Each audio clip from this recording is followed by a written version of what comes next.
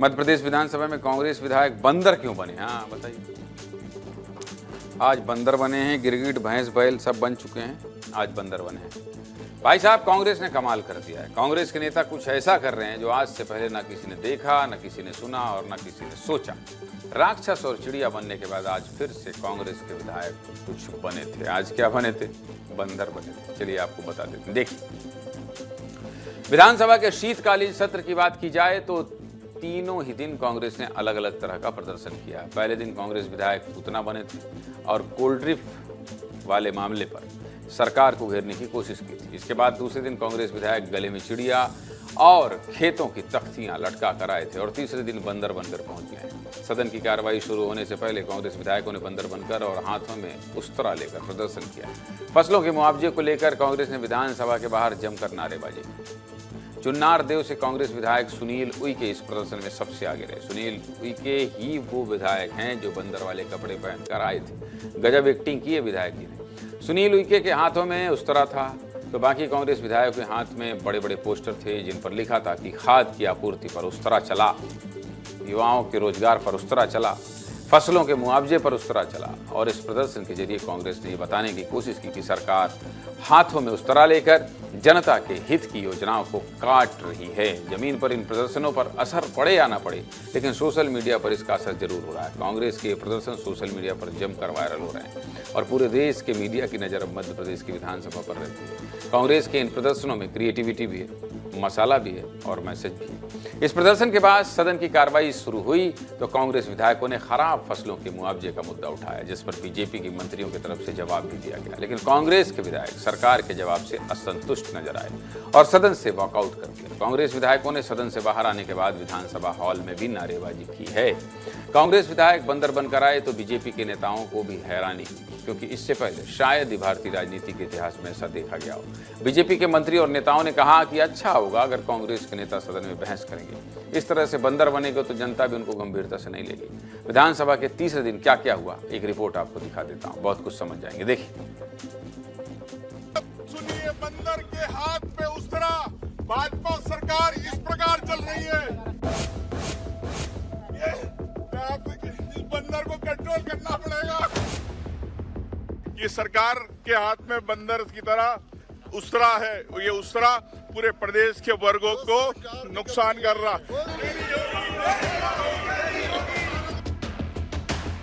आप इस विधानसभा के मंच पर आकर अपनी बात करो, ना कि बंदर बन के नौटंकी करो। बंदर रूपी सरकार है और इनके हाथ में जो भी विषय पकड़ा दिया उससे जनता का गला कटना तय है। कांग्रेस अपनी मनोवृत्ति में धीरे धीरे कभी राक्षस, कभी पूतना, कभी कुंभकर्ण, कभी रावण, कभी बंदर, कभी उस्तरा ये धारण करने की प्रवृत्ति है। परमात्मा उनको अगला जन्म इन सब रूपों में दे। मैं बीजेपी सरकार हूं और जनता के हर हित को मैं उस तरह चला के काटूंगी। जनता के हित में कोई काम नहीं करूंगी।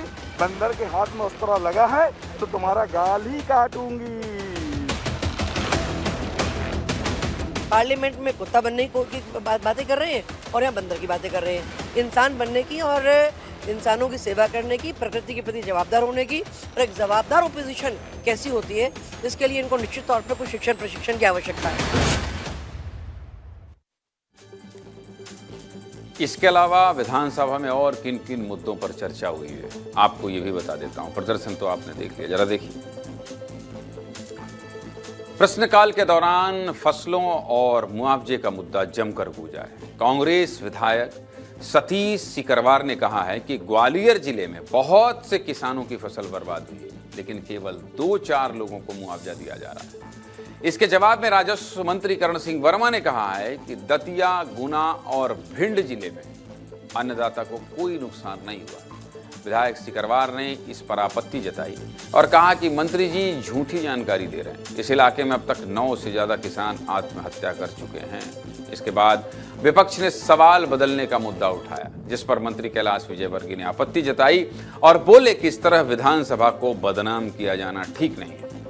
लेकिन इसके बावजूद कांग्रेस कहती रही उनके सवाल बदले जा रहे हैं। इसके अलावा कांग्रेस विधायक अमर सिंह ने सरकारी स्कूल में बच्चों की संख्या को लेकर भी सवाल पूछे। जिस पर स्कूल शिक्षा मंत्री राव उदय प्रताप सिंह ने कहा है कि 1 किलोमीटर के दायरे में आने वाले जिन स्कूलों में बच्चों की संख्या 10 से कम है उन्हें एक साथ मर्ज किया जाएगा। तो ये था विधानसभा का दिन भर का पूरा अपडेट।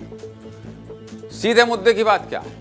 सीधे मुद्दे की बात यही है कि कांग्रेस जानती है कि विधानसभा की कार्यवाही का लाइव प्रसारण तो होता नहीं, इसलिए अगर उन्हें अपने मुद्दे जनता तक पहुंचाने हैं तो क्या करना है? विधानसभा के बाहर इस तरह के प्रदर्शन करना सबसे अच्छा विकल्प है। इसलिए आपको पूरी खबर विस्तार से बता रहा था।